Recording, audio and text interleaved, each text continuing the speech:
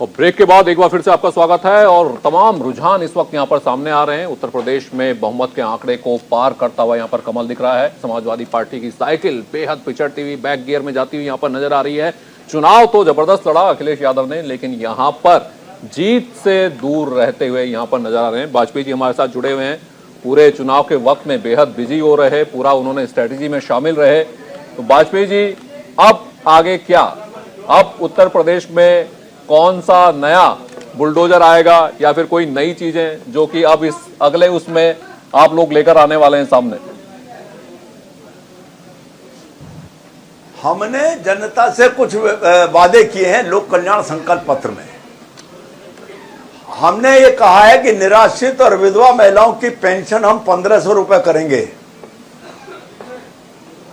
60 साल से ऊपर की माता और बहन को उत्तर प्रदेश रोडवेज की बस में निःशुल्क यात्रा की सुविधा देंगे। हमने उत्तर प्रदेश में यह भी वादा किया है कि जो अपराधियों के विरुद्ध अभियान चल रहा है ये यथावत जारी रहेगा अंतिम अपराधी तक उत्तर प्रदेश में रहने से। हमने तहसील दिवस के माध्यम से ग्रामीण क्षेत्र की जनता के समस्या के समाधान का यथावत जारी रखने का वादा किया है। हमने उज्ज्वला गैस धारक माताओं और बहनों के लिए वर्ष में 2 बार निःशुल्क गैस सिलेंडर होली और दिवाली पर देने का वादा किया है। हमने यह भी कहा है कि किसानों के क्षेत्र में जो हमारी काम अभी रह गए हैं उनको बड़ी तेजी के साथ शुरू करेंगे। मतलब वाजपेयी जी आप कह सकते हैं उत्तर प्रदेश तो झांकी है, 2024 बाकी है। अब आप ये नारा लगा सकते हैं उत्तर प्रदेश झांकी है। तौर पर 2024 में हम पहले से अधिक हो सकता है। मैंने 2014 के चुनाव में कहा था कि कांग्रेस तो जाएगी मारुति 800 में, यानी 2 गए बस केवल जीत गए, और सपा जाएगी इनोवा में 5 गए जीतकर। इस बार ना मारुति 800 की जरूरत पड़ेगी ना इनोवा की जरूरत पड़ेगी, साइकिल पे अकेले चले जाएंगे। इस बार के चुनाव में एक मुद्दा वो भी बहुत तगड़ा हुआ था और मैं एक फिल्म के डायलॉग के साथ उस मुद्दा वो मुद्दा उठाऊंगा। एक फिल्म आई थी बुलेट राजा, वो यूपी पे ही बेस्ड थी और उसमें जो दबंग थे वो पंजाब में थे, बंगाल में रहते थे। वो जब बोले कि यूपी में आना है कि मैं आऊंगा तो गर्मी बढ़ जाएगी, ऐसे ही सपा के तमाम नेता कह रहे थे हमारी सरकार आएगी तो गर्मी बढ़ जाएगी। और योगी जी ने कहा कि गर्मी शांत कर दूंगा, शिमला बना दूंगा, क्योंकि मार्च आ गया, थोड़ा गर्मी बढ़ रही है। वो शिमला बनाएंगे कैसे सर? नहीं, शिमला बनाने का मतलब ये था हाँ कि राष्ट्र विरोधी और प्रदेश विरोधी जो तत्व हैं उनके विरुद्ध स्पष्ट दिखने वाली कार्रवाई करेंगे। अच्छा। और जनता को एहसास कराएंगे कि तो आपके हित की लड़ाई, आपके हित के काम भाजपा सरकार के अलावा कोई नहीं कर सकता। और ये क्षेत्रीय दल, ये जितने क्षेत्रीय दल हैं ये अब सब अप्रासंगिक हो गए हैं, अब राष्ट्रीय दल है। दुर्भाग्य है कि कांग्रेस में दम नहीं भरा, क्योंकि उनकी पार्टी में दम नहीं था, उनकी पार्टी का आपने तो सर जो है बहन आपने जो जिस हिसाब से रणनीति चल रही है सर, तो कांग्रेस आप तो बहन जी के भी पीछे पड़ गए। बहन जी की भी राजनीति लग रहा खत्म हो जाएगी। बुआ जी हमारी तो बुआ लगेंगी, निश्चित खत्म हो जाएगी। जब एक वर्ग और बिरादरी की राजनीति करेंगे। हाँ। राजनीति में आदरणीय नरेंद्र मोदी जी ने सिद्धांत दिया सबका साथ, सबका विकास और सब विश्वास और सबके लिए प्रयास। हाँ। अब राजनीति इसी पर चलेगी। एक वर्ग, एक जाति, एक क्षेत्र के आधार पर होने वाली राजनीति को उत्तर प्रदेश ने नकार दिया है। एक चीज हमने देखा सर, आप जो है सपा पे बहुत हमलावर थे, बुआ जी की तारीफ कर रहे थे, आप भी पलटवार उन्होंने भी कहा कि नहीं वो तो उनका दिल है, बड़प्पन अमित शाह जी का। ये क्या चल रहा था जाते जाते आखिरी चरण के चुनाव में? बीएसपी का वोट आपके पास ही आ गया वाजपेयी। मैं तो एक लाइन में कहूंगा कि हमारे विरुद्ध जो आक्रामक तरीके से खड़ा था हम उसी के हंता थे। अच्छा, जो लड़ाई में नहीं था उसकी तरफ अपना श्रम क्यों बेकार करते हम? मतलब लड़ाई में समाजवादी पार्टी थी, हम उसी पर हमलावर थे। हाँ। उसी के हंता थे। अच्छा राजीव जी, बीएसपी जो है आपके पंजाब में भी अच्छी खासी लड़ाई लड़ रही थी और यूपी में तो लगभग उनकी सियासत खत्म हो रही है। तो आपको क्या लगता है कि यूपी जहां उनका बेस था वहां तो वो खत्म होती जा रही है, पंजाब में क्या कुछ उम्मीद दिख रही है? जी, इस बात को जानते हैं, बहुत हाँ। पुराने राजनेता हैं, कि बसपा का जन्म पंजाब में हुआ था। वो यूपी की पार्टी नहीं थी, वो अरे पंजाब की रीजनल पार्टी हुआ करती थी। जी। यूपी में आई, यूपी में ज़्यादा सक्सेसफुल हो गए। अब यूपी से तो मामला दिख रहा है कि ख़त्म होता जा रहा है, तो शायद वापसी करनी पड़ेगी अब पंजाब में। वहाँ पे आम आदमी पार्टी ने जो घेराव कर लिया है, जो जनता का मन हर लिया है, अब वो भी उनको देखना पड़ेगा। तो पता नहीं, अब यूपी से तो साफ हो रहे हैं, पंजाब में दोबारा अपनी पुराने घर को, जिसे कहते हैं ना दादा लाई प्रॉपर्टी जो पड़ी हुई थी, उसको पता नहीं दोबारा रेनोवेट कर पाएंगे कि नहीं कर पाएंगे। वाजपेयी जी बहुत बहुत धन्यवाद, आप जुड़े हमारे साथ, तमाम मुद्दों पर आपने चर्चा की, जुड़ने के लिए बहुत बहुत धन्यवाद। और ये इस वक्त की एक और बड़ी खबर, यूपी में 390 सीटों के रुझान आ चुके हैं। यूपी में 390 सीटों के रुझान आए हैं, बीजेपी 264।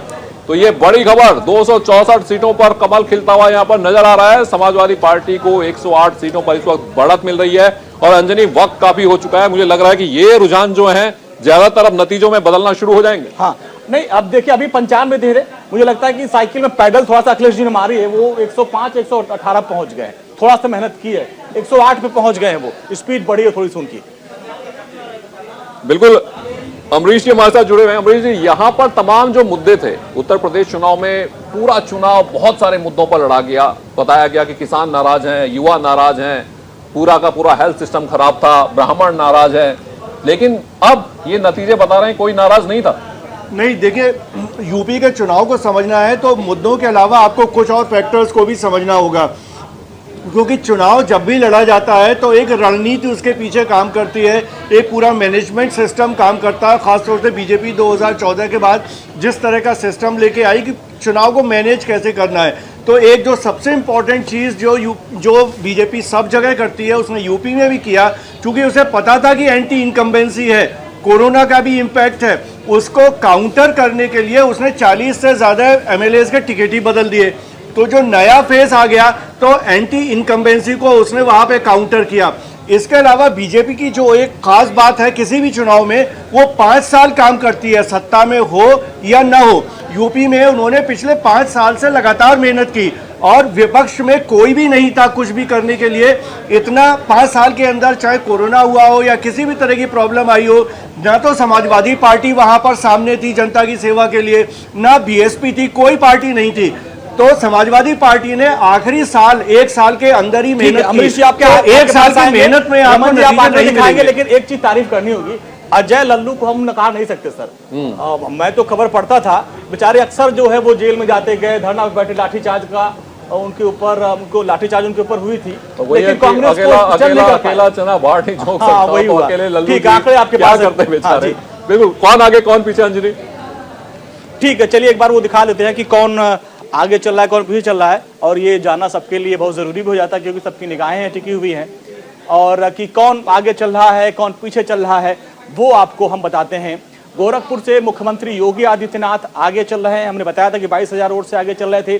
करहल से अखिलेश यादव आगे चल रहे हैं, और आजम खान रामपुर से जेल में से लड़ रहे हैं, लेकिन आगे चल रहे हैं वो। इसके अलावा स्वामी प्रसाद मौर्य ये पीछे चल रहे हैं, इनके ऊपर मेरी विशेष निगाहें रहती हैं। केशव प्रसाद मौर्य आगे चल रहे हैं सिराथू से, शिवपाल सिंह यादव जसवंत नगर सीट से आगे चल रहे हैं, और ओपी राजभर पीछे चल रहे हैं। ये तो मुख्यमंत्री बनाने वाले थे अखिलेश जी को, यही पीछे चल गए। पंकज सिंह नोएडा से हैं, ये आगे चल रहे हैं। आशुतोष टंडन योगी कैबिनेट में मंत्री रहे हैं, वो आगे चल रहे हैं, लखनऊ से चुनाव मैदान में हैं। इसके अलावा ब्रजेश पाठक भी, ये भी बड़े कद्दावर हैं, मुख्यमंत्री योगी आदित्यनाथ के मंत्रिमंडल में मंत्री थे, आगे चल रहे हैं। अदिति सिंह कांग्रेस छोड़ के बीजेपी में आई थी, और रायबरेली कांग्रेस का जो गढ़ है वहां से आगे चल रही। मृगांका पीछे चल रही है, लेकिन यहाँ पर कांग्रेस बीजेपी का फैक्टर काम नहीं किया। शलभ मणि त्रिपाठी पहले हमारे सहयोगी हुआ करते थे, मीडिया से थे, लेकिन अब बीजेपी के प्रवक्ता बने, वो आगे चल रहे हैं। राजेश्वर सिंह पीछे चल रहे हैं। दारा सिंह चौहान, ये देखिए, ये मंत्री जी थे, छोड़ के गए थे दलितों, पिछड़ों, शोषितों की आवाज को लेकर, और लेकिन पिछड़ गए खुद। लेकिन जश्न हो रहा है, ये देखिए, आम आदमी पार्टी के दफ्तर में भांगड़ा आंगड़ा हो रहा है। रमन जी, बिल्कुल, और ये देख सकते हैं दिल्ली के बाद ये चेहरे मुस्कुराते हुए आपको यहाँ पर नजर आ रहे हैं आम आदमी पार्टी के। ये नई पार्टी जिसने ये इतिहास वाकई में रचा है, पहले दिल्ली में उन्होंने इतिहास रचा और उसके बाद अब पंजाब में, लेकिन पंजाब की जो सत्ता होगी वो जिम्मेदारी के साथ भी आएगी। राजीव, बॉर्डर स्टेट है, और यहां पर बहुत बड़ी जिम्मेदारी जो भी मुख्यमंत्री होगा उसके कंधों पर होगी। देखिए, बॉर्डर स्टेट एक बहुत ही इंपॉर्टेंट सवाल आपने किया। आम आदमी पार्टी पे लगातार आरोप लगते आए हैं, अभी भी लग रहे हैं कि उनके जो इमोशंस हैं वो वापस आ रहे हैं। राजीव जी वापस आ रहे हैं। एक बड़ी खबर दर्शकों को बता दें इस वक्त यहाँ पर, ये बड़ी खबर, उत्तराखंड में सभी 70 सीटों पर आए रुझान। उत्तराखंड के सभी 70 सीटों पर रुझान यहाँ पर आ चुके हैं। यहाँ पर उत्तराखंड में बीजेपी 44 सीटों पर आगे है, यानी पहली बार उत्तराखंड के इतिहास में भी ये होगा कि कोई पार्टी फिर से सत्ता में आएगी। यहाँ पर उत्तराखंड में कांग्रेस 22, अन्य 4 सीटों पर यहाँ पर आगे चल रही है। उत्तराखंड में पिछली बार भी भारतीय जनता पार्टी की सरकार थी और अगर इस बार भी आ जाते हैं तो ये फिर से एक इतिहास होगा उत्तराखंड की राजनीति में भी। जी मैं कह रहा था कि जी राजीव जी कंप्लीट कीजिए। हाँ जी। तो आम आदमी पार्टी पे लगातार आरोप लगते आ रहे हैं कि वो खालिस्तान समर्थक हैं। तो ये आरोप पहले तो उन्हें अपने ऊपर से साफ करने की एक जिम्मेदारी है। दूसरा, बॉर्डर स्टेट होना, उसमें कई सारी दिक्कतें हैं। जश्न का माहौल है रमन जी यहाँ पे, और आकाश वर्मा जी आम आदमी पार्टी के नेता हमारे साथ जुड़ गए। आकाश जी बहुत बहुत स्वागत है। भांगड़े संगड़े हो रहे होंगे आप तो? जी बहुत बहुत शुक्रिया सर, और बेहद ही खुशी की बात है। हाँ। और पूरी पंजाब की जनता को और पूरे देश की जनता को मैं बधाई देना चाहता हूं कि अब देश में एक ऐसी राजनीति की शुरुआत हुई है जो काम पे बात करती है, जो ईमानदारी की बात करती है, शिक्षा की बात करती है, स्वास्थ्य की बात करती है। अब देश में उस तरह की राजनीति की शुरुआत। लेकिन अब आकाश जी उम्मीदों का एक पहाड़ खड़ा कर दिया आपने। आकाश जी उम्मीदों का एक पहाड़ खड़ा कर दिया, बहुत बड़ी उम्मीदें जगाई हैं आपने पंजाब की जनता के सामने। क्योंकि वहां पे ये नहीं होगा कि हमको एलजी साहब ने रोक दिया, मोदी जी ने रोक दिया। वहां पे आपकी पुलिस भी होगी, आपका प्रशासन भी होगा, सब कुछ आपका होगा। तो वहां पे उम्मीदों पे खरा उतरना ये बड़ी चुनौती होगी। जी बिल्कुल आप ठीक कह रहे हैं, लेकिन मैं आपको ये विश्वास दिलाना चाहता हूं, आपके चैनल के माध्यम से पूरी पंजाब की जनता को विश्वास दिलाना चाहता हूं कि जब अरविंद केजरीवाल जी की 50% की गवर्नमेंट थी दिल्ली में, जो कि 50% है, आधा एलजी के पास है, तब 100% का काम किया है। तो सोचिए जब पंजाब में 100% की सरकार आम आदमी पार्टी को मिलेगी तो निश्चित रूप से 200% काम करके आम आदमी पार्टी दिखाएगी। और उम्मीद नहीं जगाई है, अरविंद केजरीवाल जी ने गारंटी दी थी, दिल्ली में भी दी थी, वो पूरी करी है, आप जानते हैं, और पंजाब में करी है। पंजाब में भी निश्चित तौर पर पूरी की जाएंगी। जो बाबा साहब का सपना था, जो भगत सिंह का सपना था, जिस तरह का पंजाब, जिस तरह का देश बाबा साहब और भगत सिंह जी चाहते थे, वो आम आदमी पार्टी बना के दिखाएगी। राजीव जी हमारे साथ है, पंजाब के हमारे रेजिडेंट एडिटर हैं। राजीव जी थोड़ा सवाल आप इनसे पूछिएगा, और मेरा सवाल ये है कि दिल्ली और पंजाब थोड़ा अलग है। दिल्ली एक जो है केंद्र शासित राज्य है, यहाँ पे आपने बिजली पानी फ्री कर दिया, बस में महिलाओं को फ्री कर दिया, लेकिन फ्री का पंजाब में नहीं चलेगा। राजू जी। आकाश जी, देखिए ये सवाल अभी हमारे जो को एंकर साहब हैं उन्होंने आपसे पूछा है, मैं भी आपसे यही पूछने जा रहा था कि दिल्ली की जनसंख्या और यहाँ की जो टैक्स की इनकम है वो इतनी है कि आप अपने वादे पूरे कर पा रहे थे, मगर पंजाब इस वक्त कई लाख करोड़ के लोन में है। वहाँ पे हर एक इंसान के ऊपर, वहाँ की जितनी जनता, उन सब के ऊपर करीबन लाख रुपए का लोन चढ़ा हुआ है, अगर हम बात करें उसको, अगर हम बांटे तो क्या आपको लगता है कि आपने इतने वादे कर दिए, यानी कि आपने सब कुछ वादे में कर दिया है, इसको निभा पाना आपके लिए संभव हो पाएगा? जी बिल्कुल संभव होगा सर। और जैसा कि आपने कहा, आपने दिल्ली की बात छेड़ी, तो मैं आपको याद दिलाना चाहूंगा कि सर 2012 के अगर आप बात करें तो 2012 में जो कि दिल्ली सरकार थी वो प्रॉफिट में नहीं थी। पहले जब शीला दीक्षित जी की सरकार थी, कांग्रेस की सरकार थी, तो दिल्ली का भी बुरा हाल था। लेकिन आम आदमी पार्टी ने जो ईमानदारी की राजनीति शुरू करी, जो भ्रष्टाचार पे रोक लगाई, उसके बाद से आप देखिए 35,000 करोड़ का बजट से शुरू किया था, अब 60,000 करोड़ से ज्यादा का हो गया है। तो पंजाब में भी हम लोग भ्रष्टाचार पे रोक लगाएंगे, ईमानदारी की सरकार चलाएंगे, तो जरूर पंजाब भी दिल्ली की तरह ही प्रॉफिट में आएगा, क्योंकि दिल्ली पहले प्रॉफिट में नहीं था। जब नई राजनीति की शुरुआत हुई, जब ईमानदार साफ नीयत के साथ सरकार चलाई गई, तो दिल्ली पॉजिटिव में आया। इसी तरह से अभी पंजाब में भी पहले तो उसी तरह से हम लोग काम करेंगे और पंजाब में सवाल रहेगा। बिल्कुल, इस वक्त की एक बड़ी खबर बता दें, 403 सीटों के रुझान उत्तर प्रदेश में आए हैं। उत्तर प्रदेश में 403 सीटों के रुझान, और भारतीय जनता पार्टी 281 सीटों पर आगे। तो ये रुझान है, हालांकि 281 सीटों पर आगे, लेकिन जल्द ही ये नतीजों में तब्दील होने शुरू हो जाएंगे। समाजवादी पार्टी को 106 सीट पर बढ़त मिली है। यूपी में ये 403 सीटों के रुझान यहां पर आए हैं और ग्राउंड जीरो पे मेरे सहयोगी जो लगातार चुनाव कवर करते रहे, लगातार ये लोग जमीन से जुड़ी हुई हर तस्वीर आप तक पहुंचाते रहे उत्तर प्रदेश चुनाव की। अभिनव पांडे आपको नजर आ रहे होंगे हमारे सहयोगी। अभिनव, पूरे लगातार आप चुनाव से जुड़े रहे, यहां पर जो आंकड़ा आ रहा है उससे अलग कुछ आंकड़ा है क्या आपके पास? नहीं, बिल्कुल मैं बता दूं कि इस समय जो आंकड़े आ रहे हैं वो आंकड़े जो है वो बीजेपी को प्रचंड बहुमत की तरफ दिखाई पड़ रहे हैं। और ये सिर्फ न तो उत्तर प्रदेश में बल्कि मैंने गोवा भी कवर किया था। गोवा भी मैं 6 दिन जो है इलेक्शन कवरेज पर गया था, वहां पर भी देख रहा हूं तो इस बार जो है पहले की तुलना में वहां पर भी भारतीय जनता पार्टी जो है वो एक अच्छे मैंडेट की तरफ दिखाई पड़ रही है। हमारे साथ इस समय जो है ब्रिजेश पाठक जी है जो कि लॉ मिनिस्टर है, उनसे भी हम बात करेंगे। उनसे, ब्रिजेश जी, प्रचंड बहुमत की तरफ आप लोग दिखाई हमने आपसे कल ही कहा था भारतीय जनता पार्टी प्रचंड बहुमत की सरकार बनाएगी और आम जनमानस ने भारतीय जनता पार्टी को जाति धर्म संप्रदाय से ऊपर उठकर मतदान किया। बीजेपी न सिर्फ उत्तर प्रदेश में बल्कि उत्तराखंड से लेकर सभी राज्यों में पूरे देश में बीजेपी आ रही है। क्या लगता है इतना प्रचंड? आदरणीय प्रधानमंत्री नरेंद्र मोदी जी के जो कार्य हैं वो जनता ने पसंद किए, उसमें मोहर लगाई। आप भी इस बार जो है प्रत्याशी हैं और बहुत भारी बहुमत से जो है आप ये सब मोदी जी की कृपा है और ईश्वर का आशीर्वाद है। आम जनता ने घरों से निकल करके खुलकर वोट किया। क्या लगता है आपको कि जो जातिकरण आंकड़े जो जातियों के आधार पर, जाति के आधार पर राजनीति नहीं होनी चाहिए। सब लोग मिलकर के देश के लिए, प्रदेश के लिए काम करेंगे। अच्छा, पहला ऐसा मौका है जबकि इस भारत की जो है और उत्तर प्रदेश के इतिहास में जब कोई मुख्यमंत्री 5 साल काम करने के बाद दोबारा जो है मुख्यमंत्री के तौर पर। बहुत अच्छा है, भारतीय जनता पार्टी ने इतना अच्छा काम किया कि प्रदेश की जनता ने दोबारा आशीर्वाद दिया। अच्छा, जो लोग जो है शिफ्ट हुए थे, जो लोग बड़े बड़े दावे कर रहे थे, मैं कह रहा था ये गलत हो रहा है और लोग समझ नहीं पा रहे हैं और उत्तर प्रदेश ने गुंडागर्दी को पूरी तरह से नकार दिया और साफ कर दिया। तो आपने देखा कि ब्रिजेश पाठक जो है वो बता रहे हैं कि किस तरह से गुंडागर्दी को जो है लोगों ने वो किया है। दूसरी तरफ है कि पहली बार ऐसा है जब 36 साल में उत्तर प्रदेश में भारतीय जनता कोई सरकार जो है वो दोबारा टेन्यूअर में, यानी कांग्रेस के बाद ये पहली बार है जब दोबारा टेन्यूअर में रिपीट हो रही है। इसके पहले चाहे वो मुलायम सिंह यादव की सरकार रही हो या मायावती की हो या फिर बीजेपी की भी कल्याण सिंह या राजनाथ की सरकार रही हो, लेकिन उन लोगों ने रिपीट नहीं किया। पहला मौका है जब भारतीय जनता पार्टी रिपीट कर रही है। और सबसे बड़ी बात यह है कि पहली बार कोई मुख्यमंत्री अपना 5 साल का कार्यकाल पूरा कर उसके बाद दोबारा जो है सरकार में जाने के लिए इस समय प्रचंड बहुमत की ओर अग्रसर है। बिल्कुल, और हमारे वरिष्ठ सहयोगी विवेक तिवारी भी लखनऊ बीजेपी ऑफिस से हमारे साथ जुड़ रहे हैं। विवेक जी, पूरा चुनाव कवर किया और आज अब ये आप जश्न भी कवर कर रहे हैं भारतीय जनता पार्टी के ऑफिस में।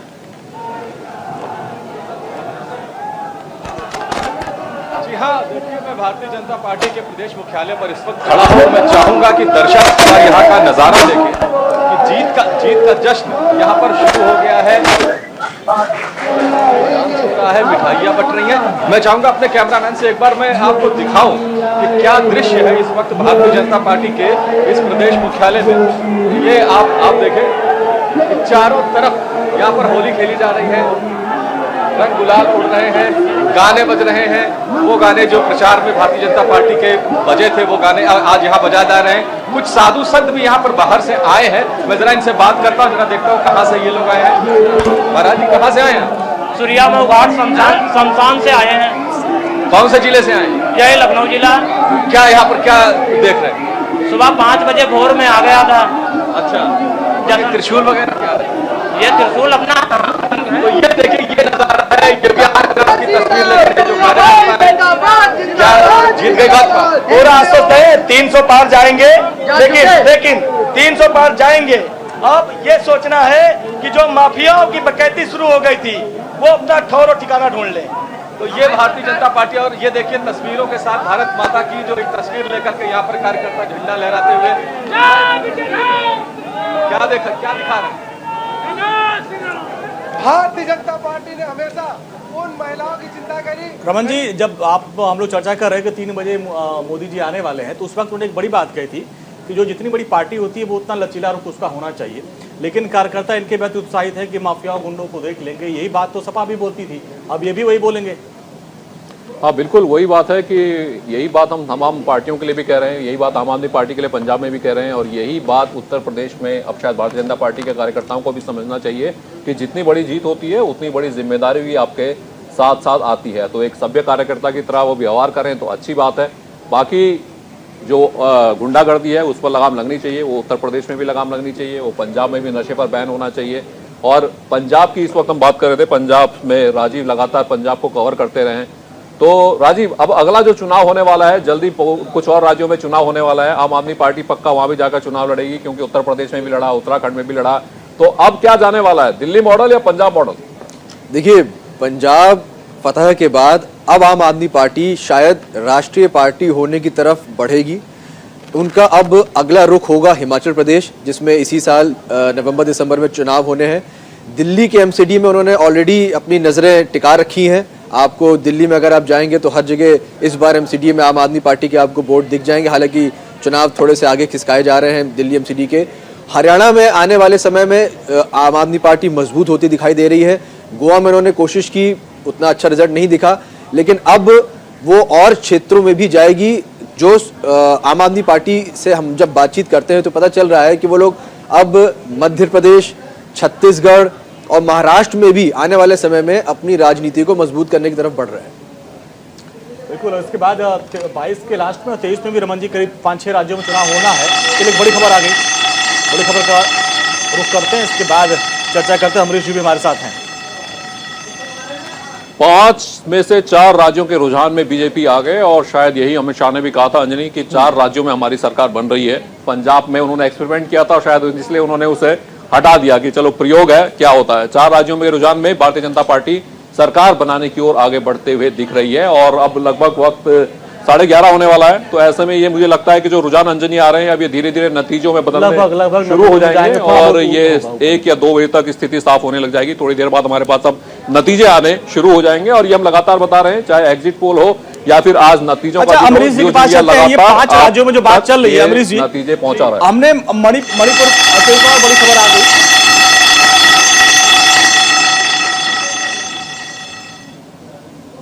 यूपी में 403 सीटों के रुझान सामने आ गए हैं, और इसमें बीजेपी सबसे बड़ी पार्टी बनकर उभरी है। बीजेपी 275 के आंकड़े तक पहुंच रही है, ये यूपी की तस्वीर। और समाजवादी पार्टी 112 सीट पर बढ़त बनाए हुए है। तो ये तस्वीरें सामने आ रही हैं। और मणिपुर की बात मैं कर रहा था अमरीश जी, क्योंकि मणिपुर चुनाव को लेकर तमाम सारी बातें होती थी। 2012 में जब चुनाव हुआ था तो बीजेपी ने वहाँ खाता भी नहीं खोला था। 17 में हुआ तो वो लगभग 17 या 15 सीट तक पहुंच गई थी। इस बार ये भी मणिपुर में दिख रहा है कि 28 तक पहुंच रहे हैं लोग। तो क्या खेल हुआ वहाँ पे?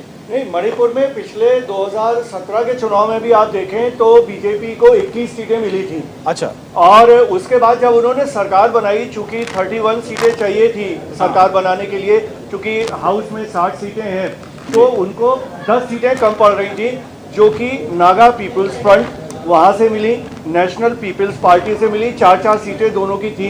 तो इस तरह से बीजेपी को 29 और 2 सीटें उन्होंने और जुगाड़ किया, तो 31 सीट्स के साथ उन्होंने सरकार बनाई। तो उस बार तो पोस्ट पोल अलायंस से सरकार बनाई, जबकि कांग्रेस के पास 28 सीटें थी, लेकिन कांग्रेस सरकार नहीं बना पाई, जबकि उनको सिर्फ 3 सीटें चाहिए थी। पिछले 5 सालों में चूंकि बीजेपी की वहां सरकार भी थी, और जो अलायंस था वो पूरी तरह तो उस तरह से नहीं प्री पोल अलायंस हुआ, क्योंकि नेशनल पीपल्स पार्टी है वो अलग से चुनाव लड़ रही है, लेकिन नेशनल पीपल्स पार्टी के साथ मिलके बीजेपी मेघालय में सरकार चला रही है। तो कहीं ना कहीं बैकएंड पर यह था कि वो उन्हें सीटें मिले, अगर कम पड़ती हैं तो एनपीपी से उन्हें सपोर्ट मिल जाएगा। तो इस बार वो पिछली बार के मुकाबले एक बहुत सॉलिड बेस के साथ चुनाव लड़ रहे थे, और ये उम्मीद पहले से ही थी कि वो बहुमत के करीब पहुंच जाएंगे। दरअसल सर, अमरीश जी, बात ये होती है कि जब भी हम पूर्वोत्तर के राज्यों की बात करते हैं तो जो बाकी देश है शायद कम समझता है, कम जानता है, तो इसलिए भी लगता है कि अच्छा वहाँ बीजेपी जीत गई, ऐसा कैसे हो गया। मणिपुर की अगर मैं बात करूं, मितई समाज के बहुत लोग वहां रहते हैं, जो भक्ति मूवमेंट था उसका बहुत असर अंजनी मणिपुर में देखने को मिला है। बहुत सारे वैष्णव मंदिर आपको मणिपुर में देखने को मिलेंगे। और अगर अब आप भारतीय जनता पार्टी के संगठन के काम करने की अगर बात करें तो आज से पूर्वोत्तर में काम नहीं हो रहा है। आरएसएस बहुत सालों से पूर्वोत्तर के राज्यों में काम कर रही है, और यही काम जम्मू कश्मीर में भी हो रहा है। तो हो सकता है जब अगली बार चुनाव हो तो वहां भी कुछ ऐसी चीजें आपको देखने को मिली। तो पार्टी और चुनाव, इसको लेकर भारतीय जनता पार्टी अपने को बहुत आगे के लेवल पे ले जा चुकी है। क्यों अमरीश जी? नहीं, मैं आपकी बात से पूरी तरह सहमत नहीं हूँ, क्योंकि पूर्वोत्तर को हम सिर्फ एक एंटिटी मान के ना चलें। 7+1 8 राज्य हैं वहाँ पे। तो जो भी हिंदू डोमिनेटेड स्टेट्स हैं, मणिपुर जहाँ पे हिंदुओं के बहुतायत है, और त्रिपुरा जहाँ पे हिंदुओं के बहुतायत है, दोनों जगह इनरोड्स बनानी आरएसएस ने बीजेपी के लिए। इसीलिए पिछली बार आपने देखा कि त्रिपुरा में सफलता मिल गई, और त्रिपुरा में दूसरा कारण सफलता का यह था क्योंकि कांग्रेस बैक सीट पे थी, तो जब सीपीएम आउट हुई तो बीजेपी ने वो विकल्प दिया। मणिपुर में भी वही हुआ कि मणिपुर में कांग्रेस की जिस तरह की राजनीति थी उससे लोग ऊब चुके थे, तो बीजेपी ने उनको एक विकल्प दिया, और बहुत बड़ा सपोर्ट ये था क्योंकि वहाँ की जो मेजॉरिटी पॉपुलेशन है वो हिंदू है। इसके अलावा अगर हम मैती समुदाय को देखें, वो भी एक तरह से हिंदू ही वैष्णव संप्रदाय के आते हैं, तो एक वो बहुत बड़ा नंबर है। और एक जो विपक्ष में जो है वो दो हमारी ट्राइबल्स हैं मणिपुर में, जो कुकी और नागा, तो बीजेपी ने नागा को भी साथ लिया, नागा अकॉर्ड को आगे बढ़ाया नागालैंड में, तो इस तरह से जो नागा पीपल्स फ्रंट है वो भी कहीं से आ गया, तो बहुत कायदे से उसने मणिपुर को मैनेज किया। ठीक है सर, आएंगे आपके पास, विवेक जी के पास चलते हैं लखनऊ में बीजेपी दफ्तर में, और वहां पे जश्न का माहौल है। ओवर टू विवेक जी।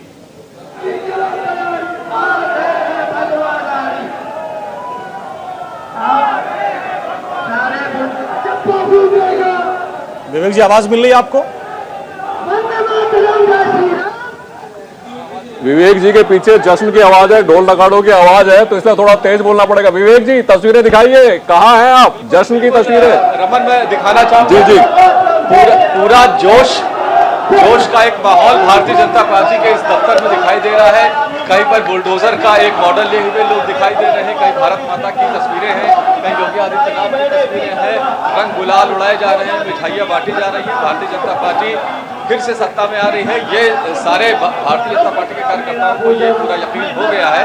और इस वक्त भारतीय जनता पार्टी के इस दफ्तर का जो माहौल है वो अद्भुत माहौल है, और ये ऐसा नज़ारा 2017 में भी देखने को मिला था, जब भारतीय जनता पार्टी ने एक बड़ी मुश्किल हालात में जीत हासिल की थी। और ये वाली जो जीत है ये कहीं से ज़्यादा बड़ी है, क्योंकि 5 साल एक बार सत्ता में रहने के बाद भारतीय जनता पार्टी दोबारा से लगभग उसी मैंडेट के साथ 2017 वाले मैंडेट के लगभग बराबर सीट हासिल करके उत्तर प्रदेश में सरकार बनाने जा रही है। और यह एक इतिहास है कि उत्तर प्रदेश के राजनीतिक इतिहास में आज तक कभी ऐसा नहीं हुआ कि एक ही व्यक्ति कंसेक्यूटिव 2 लगातार टर्म में मुख्यमंत्री बनने की तरफ बढ़ रहा है। इससे पहले एक पार्टी की सरकारें रही है, लेकिन मुख्यमंत्री एक आदमी दोबारा दूसरे 5 साल के लिए लगातार नहीं बन पाया।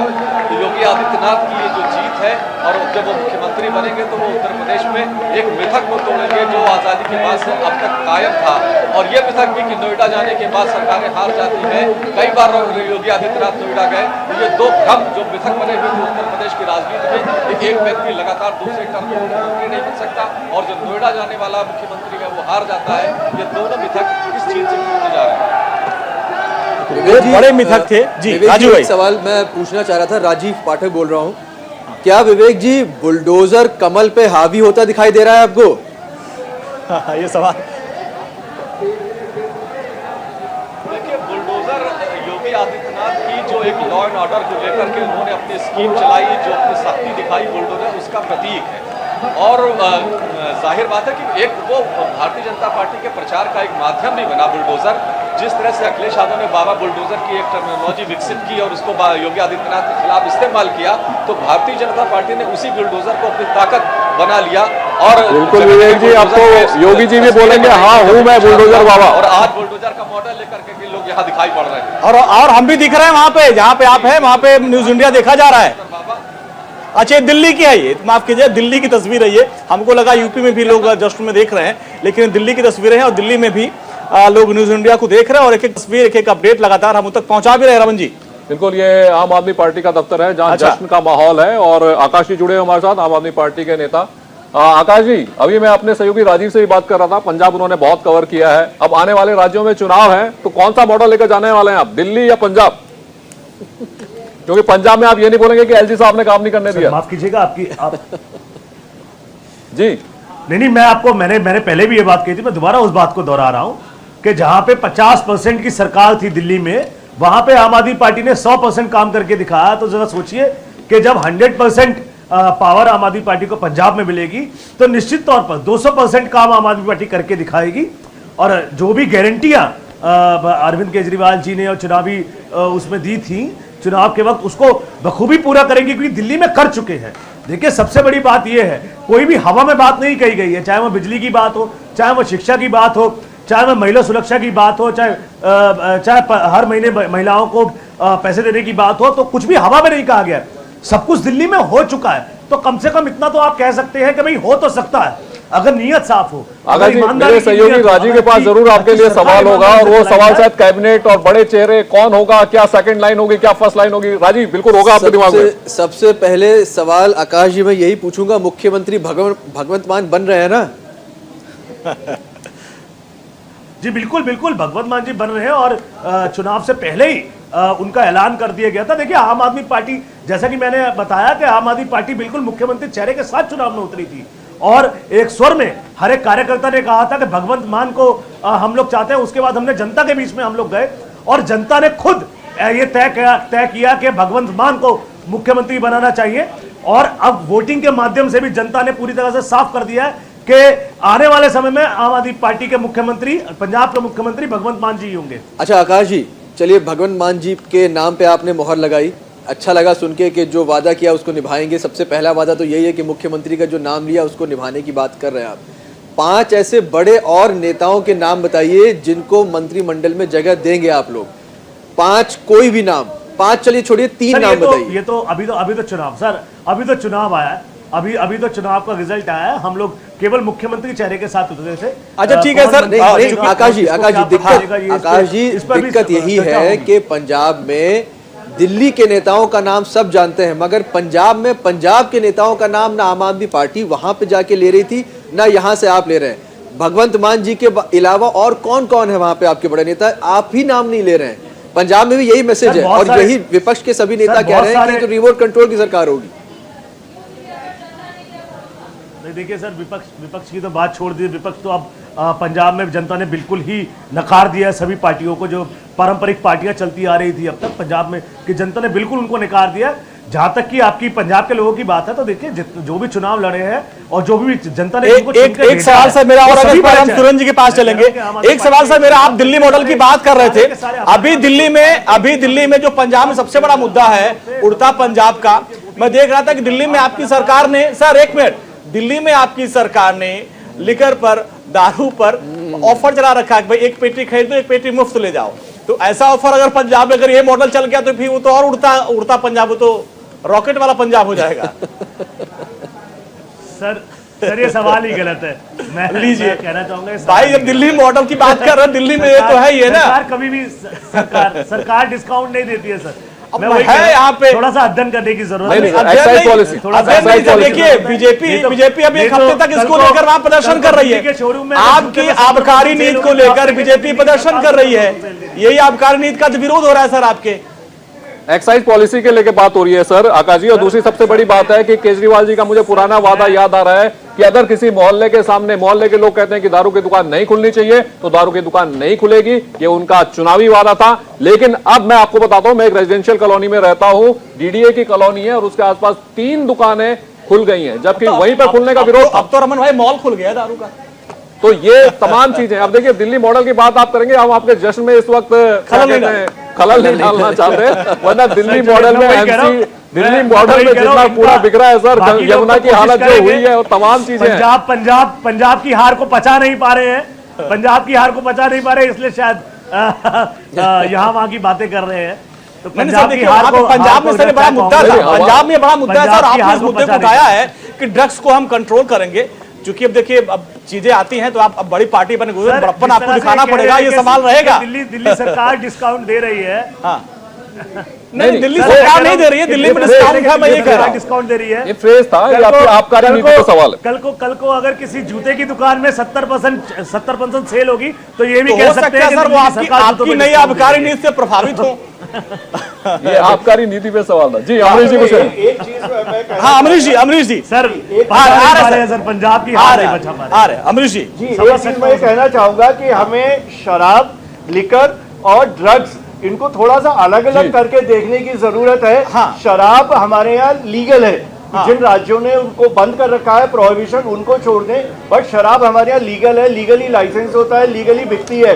ड्रग उस तरह से हमारे यहाँ लीगल नहीं है, तो ये अंतर करना पड़ेगा। नहीं देखिए, इसमें मैं आपको रोकना चाहूंगा माफी के साथ, कि देखिए सरकार की नीतियां होती है। हमारे यहाँ लीगल तो सिगरेट भी है, मगर उसके ऊपर अलग से टैक्सेस लगाए जाते हैं। हमारे यहाँ लीगल तो पान मसाला भी है, मगर उससे रोकने के लिए एक वार्निंग जारी की जाती है। तो किसी भी तरह का नशा हो, वो लीगल हो या लीगल ना हो, मगर उसकी बिक्री को आसान करना, जैसे कि रमन जी ने बताया कि रेजिडेंशियल इलाके में 3-3 दुकानें खुल जाना, अगर आप नशे को एक्सेस करना आसान बना देंगे, सस्ता बना देंगे,